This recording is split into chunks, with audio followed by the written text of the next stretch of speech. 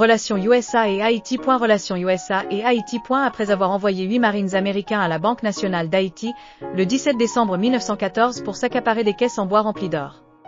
Valeur de la cargaison, $500 000, les USA occupèrent Haïti. L'occupation américaine d'Haïti a commencé en 1915 après l'assassinat du président haïtien.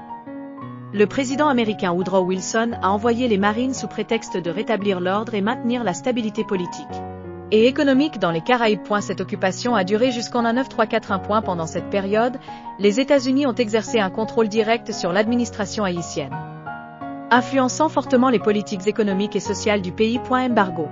Les États-Unis ont également imposé plusieurs embargos sur Haïti. Par exemple, en 1806, un blocus a été décrété contre Haïti par crainte que la révolte des esclaves haïtiens influence les esclaves aux États-Unis.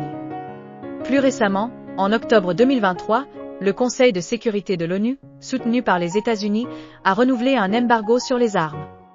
Selon eux, pour empêcher l'approvisionnement en armes des acteurs non étatiques en Haïti.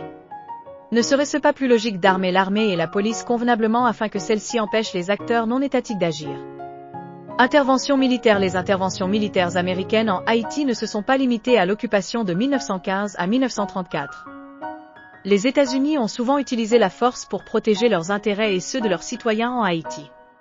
Par exemple, entre 1857 et 1913, l'US Navy a envoyé des navires à Haïti à 19 reprises pour protéger les vies et les biens des Américains. De plus, depuis octobre 2022, les États-Unis ont imposé des sanctions et des restrictions de visa à plus de 50 personnes. Selon eux, parce que ces gens auraient soutenu des gangs et des organisations criminelles en Haïti. Ces actions montrent le genre de relations que les USA ont avec Haïti.